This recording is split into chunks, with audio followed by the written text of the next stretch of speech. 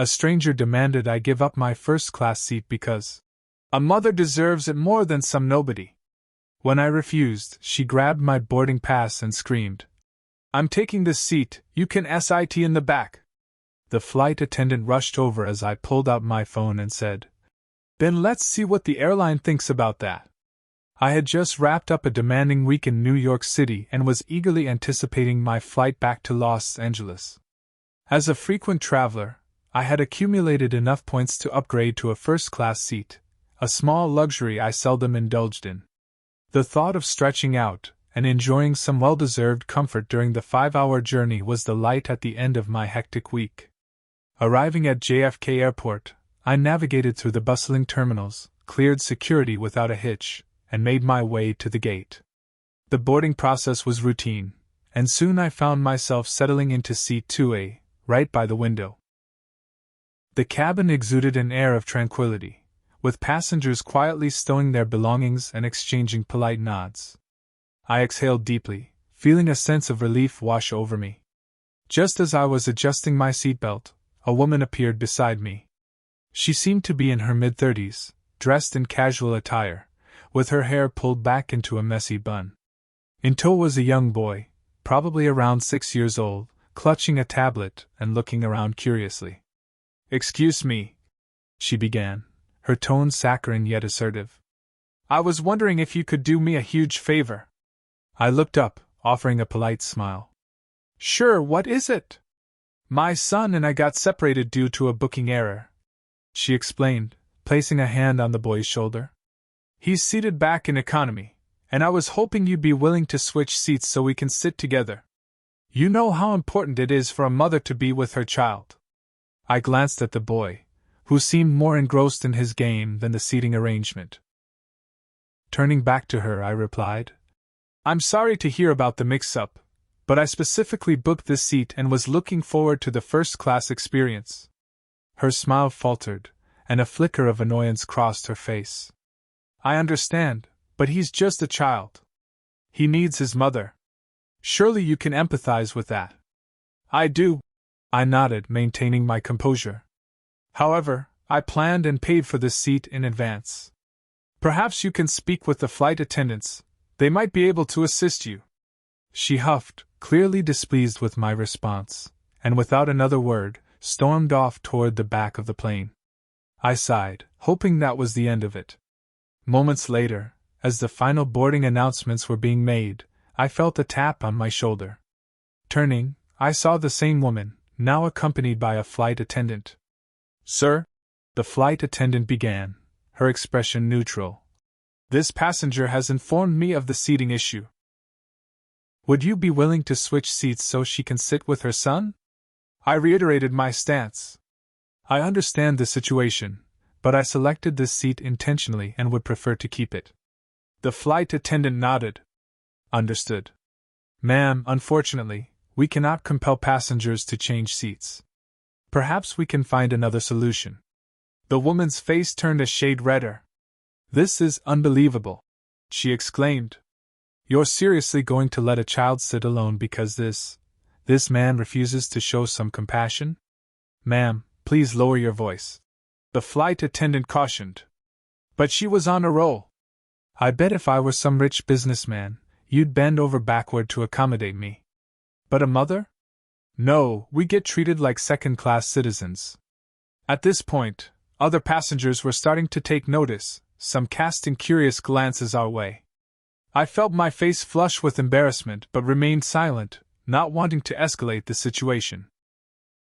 Seeing that her outburst wasn't yielding the desired results, she turned on her heel and marched back to her seat. The flight attendant offered an apologetic glance before following her. I took a deep breath, hoping that was the end of the confrontation.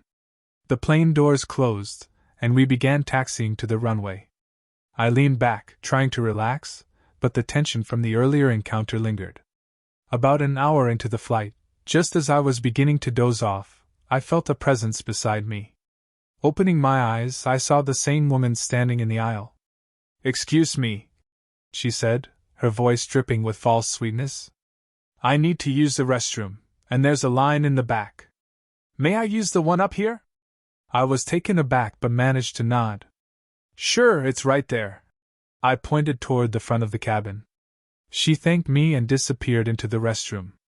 I found it odd but shrugged it off, attributing it to her earlier frustration. Minutes later, she emerged and, instead of returning to her seat, slid into the empty seat beside me. Ma'am, I believe you're seated in economy, I said cautiously. She waved a dismissive hand. Oh, it's fine. The seatbelt sign is off. Besides, my son is asleep. I needed a break. I was about to protest when a flight attendant approached. Ma'am, you need to return to your assigned seat, she said firmly. The woman crossed her arms. Why? There's an empty seat here. I'm not bothering anyone. Ma'am, please. The flight attendant's tone brooked no argument. With a dramatic sigh, she stood. This airline has the worst customer service, she muttered, loud enough for several passengers to hear. As she made her way back, I couldn't help but feel a mix of relief and disbelief. The audacity was astounding. The remainder of the flight was uneventful, and upon landing, I gathered my belongings, eager to disembark and put the experience behind me. However, as I stepped into the aisle, I felt a tug on my sleeve. Turning, I found the woman standing there, her son beside her. I hope you're happy with yourself, she spat. You ruined our flight. Before I could respond, she stomped off, dragging her son along. I stood there, momentarily stunned, before shaking my head and exiting the plane. Reflecting on the incident, I realized the importance of setting boundaries and standing firm, even in the face of public pressure. While empathy and kindness are virtues to uphold, they should not come at the expense of one's own rights and comfort. To fellow travelers, plan ahead, be considerate, and remember that while the skies are friendly, respect and courtesy should always be in tow. As I walked off the plane, still shaking my head at the nerve of that woman, I didn't think I'd see her again. I was wrong. While waiting at baggage claim, scrolling through emails, I heard a loud, familiar voice. I didn't look up until I heard my name. Are you serious? She shouted across the carousel. You're the guy who refused to help a mother. Heads turned. People started whispering. My stomach dropped. She wasn't done. This man left a 6-year-old sitting alone in the back while he lounged in first class like royalty. Unbelievable, right? She looked around for support. Some people frowned. Some just stared. One guy even laughed awkwardly. I could have ignored her. I really could have. But the moment she yanked out her phone and started recording me, I knew I had to speak up. You need to stop this now, I said, trying to keep my voice calm. I paid for my seat. You didn't. You tried to take it, and when you couldn't, you threw a tantrum. Oh, really? She snapped. Let's see what social media thinks about that. And just like that, she posted the video. Right there. In front of me. She gave it some dramatic caption like, "Heartless man refuses to help a single mother," with hashtags and all. Then she stormed off. I stood there, completely stunned, holding my bag. It wasn't just the embarrassment. It was the realization that she was serious about dragging this into the public. And worse, she had no idea who I really was. See, I'm not some high-powered executive or celebrity. But I am a lawyer. One who deals with cases involving defamation, privacy, and harassment. This woman just declared war on the wrong person. When I got to my hotel, I looked up the post. It already had over 600 likes and was gaining traction fast. A few comments called me selfish, some called her dramatic, and others were just there for the drama. But the damage was starting. Then I saw it. She had tagged my full name. I guess she caught it when the flight crew addressed me. My LinkedIn was already getting traffic. I even had a few messages, one saying, "Hope you lose your job, jerk." That was it. I opened a new folder on my desktop, titled it Airplane Saga, and started documenting everything. 2 days later, I got an email from HR at my firm. They had seen the post and wanted to check in. I explained what really happened and offered to show them the entire chat with the flight attendant, which I'd asked for after the incident. Thankfully, my job wasn't at risk, but they advised me to clean up the narrative before it got worse. That same night, I decided to make a post of my own. No drama. No rants. Just the facts. I explained the situation clearly, included photos of my boarding pass, the receipt showing I paid for my seat, and a brief mention of her tantrum and social media stunt. It went viral within 24 hours. Her video? It got buried under mine. Most people started defending me. But this woman? She doubled down. She started making TikToks, stitching videos of me with sad music and crying filters. Said I humiliated her as a mother, claimed her son cried the whole flight, which he didn't, and even said the airline had discriminated against her for not upgrading them. She was building a whole story, and people were eating it up. Then came the twist. A woman messaged me anonymously, claiming she knew the woman from the plane. Said her name was Rachel. Said she pulls stunts like this all the time. That she actually teaches an online course on emotional leverage in customer service conflicts. I thought it was a joke until she sent screenshots. There it was, a website, a YouTube channel, and clips of her bragging about how to get upgraded for free, flip the sympathy switch, and put people on the defensive. I watched, jaw on the floor, as she explained how guilt is the most powerful currency in public spaces. I felt sick. Not because I was fooled, because she was actively manipulating strangers for views, sympathy, and who knows what else. And now she had picked me as her latest target. That's when I decided to call in some favors. A buddy of mine works in online investigations. I asked if he could dig a little deeper, not illegally, just publicly available info. What he found made my blood boil. Rachel had done this exact thing on 4 other flights in the last year. Always with the same script, mother separated from child, asking a man in first class to switch. Each time, she spun it into some sob story, got attention online, and sometimes even got donations from kind-hearted people. One man even lost a teaching job after her video made the rounds. I had more than enough to take action. But I wasn't going to rush it. I wanted it done right. Clean. Public. And with a message that would stick. And while I was working behind the scenes, something unexpected happened. She tried to escalate again. She showed up at a local news station in LA and pitched her story. They ran a short segment about a mother denied dignity on a cross-country flight.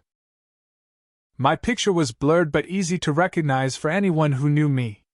I got messages from college friends, old coworkers, even my dentist. It was all boiling up. A week after the news segment aired, I started getting weird emails. Not threats, not exactly hate, but passive-aggressive stuff. One of them just said, "Karma's coming," with a link to a GoFundMe page. I clicked. It was Rachel's campaign. The headline read, "Help me sue my harasser, a mother's legal battle for justice." She was claiming I harassed her, twisting the story to say I was verbally aggressive, blocked her from using the restroom, and tried to intimidate her into silence after the flight. The goal? $20,000 for legal fees and therapy. There were pictures of her looking sad, one with her son sitting alone, probably staged, and long paragraphs about how she was traumatized by the cruelty of privileged men. She'd raised nearly $5,000 in a few days. I sat at my desk and just stared at the screen. This wasn't just some viral drama anymore. She was building an entire business out of lying. And she was dragging me along for the ride. I reached out to my lawyer. I had screenshots. I had timestamps. I had flight logs, witness statements from passengers who emailed me privately after my post went viral. One woman even offered to testify if it ever came to court. She'd sat across the aisle and said Rachel's son didn't cry once, just watched his tablet and fell asleep after takeoff. But here's where things got really insane. I got a call from a podcast producer. He wanted me to come on his show, big following, true crime meets social drama style, and share my side. I said I'd think about it. He told me. Funny thing is, she reached out to us too. Said she'd only come on if we paid. That's when it clicked. She wasn't just pushing this story for sympathy. She was building her brand. She had a growing audience. She was getting free stuff sent to her P.O. box from supporters. Companies were resharing her posts with captions like, "Always believe mothers." She even got invited to speak on a panel about gender bias in travel experiences. And every time she mentioned the story, she twisted it further. By now I was a corporate bully who smirked while a child cried. In another post, she said I snatched her boarding pass and called her a bad mother. Which, by the way, never happened. I wasn't just fighting for my own name anymore. I started thinking about the other guys she did this to. The teacher. The man who got doxxed. The people who didn't know how to defend themselves. That's when I made my move. I created a site. Flight facts. Simple layout. Nothing flashy. Just documents, timelines, airline confirmations, and screenshots. It didn't mention her by name at first. It only showed proof of what really happened, calmly, legally, factually. But I included a contact form. Within 72 hours, I got 8 emails. All from people who had dealt with her. 3 of them had their own horror stories. One guy in Chicago said she fake cried in front of a hotel manager to get a free room, claimed her reservation. Vanished. Another woman, a barista, said Rachel accused her of endangering a child because she wouldn't reheat milk for her son. This wasn't a one-off. This was a pattern. And now I had a community. I went back to the podcast guy. Told him I was ready. And I didn't want to just share my side. I wanted to lay out everything. Not just for me, but for everyone else she tried to steamroll. We recorded the episode. I told the full story, from her trying to guilt me out of my seat, to the viral posts, to her showing up at the news station, to the GoFundMe. I read quotes from other victims, anonymously, with their permission. The host played audio from one of Rachel's public live streams where she laughed about how easy it was to push people around when you cry in public. The episode dropped on a Monday. By Tuesday morning, her GoFundMe was flooded with refund demands, angry comments, and screenshots linking to the podcast. It got shut down. Her Instagram comments blew up. Some of her brand sponsors pulled their support. But the real twist? That wasn't even the end. On Thursday, I got an email from someone claiming to be her sister. I almost deleted it, thinking it was bait. But curiosity got the better of me. The email was short. 2 sentences. You don't know the half of it. She's been doing this since we were kids. If you want proof, I have it. I replied to her sister. She responded in less than 10 minutes with a Dropbox link. I clicked it, expecting screenshots or maybe old photos. What I found instead were videos, dozens of them. Home videos, security footage, screen recordings of Rachel doing the same kind of manipulation she pulled on me, over and over, for years. One showed her faking a seizure in a grocery store after being asked to pay for a cake she claimed was for a charity. Another had her yelling at a rideshare driver, threatening to accuse him of kidnapping if he didn't give her a free ride. There were files dating back to high school, videos of her setting up classmates, lying to teachers, stealing. She had a history of this. Her own sister even left a voice message, crying, saying, "I was always scared of her growing up. No one ever believed me because she could lie so well. Thank you for standing up to her." I had more than enough evidence now.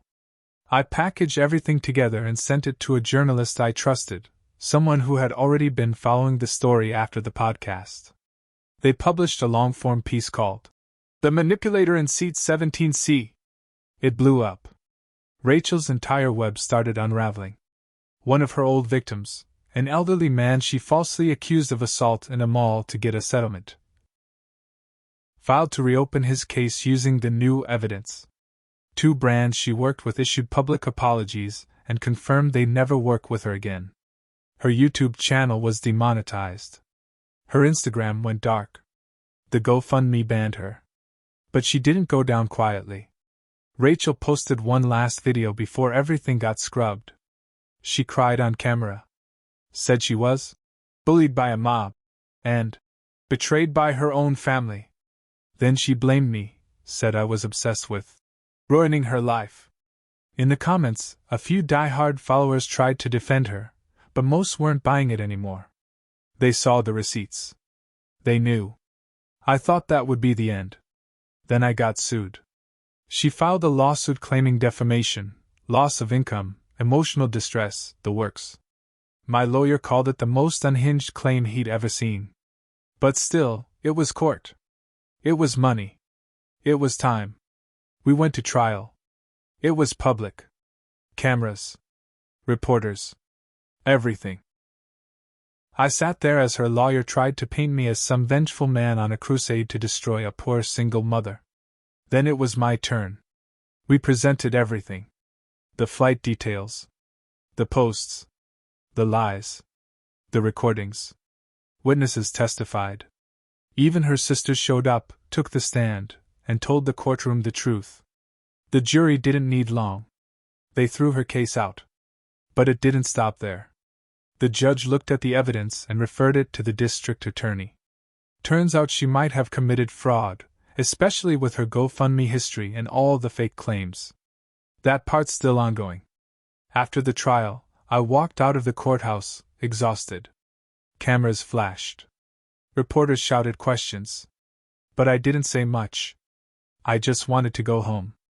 I wasn't a hero. I wasn't innocent either. I let my anger turn into obsession. I let her drag me into a game I should have walked away from the minute we landed. I let a stranger live in my head, rent-free for months. That was on me. But I also know this: when someone pushes you too far, when they take and twist and try to burn everything down behind them, you don't just roll over. You defend your name. You stand up. Rachel disappeared from the internet after that. Her name became a cautionary tale. "Don't go full Rachel" became a thing in travel forums and comment sections. And me? I went back to work. Back to quiet flights. Back to peace. But every now and then, when I board a plane and pass first class, I think about her. I think about how one moment of audacity unraveled an entire life of lies. And I take my seat, wherever it is, knowing I earned it.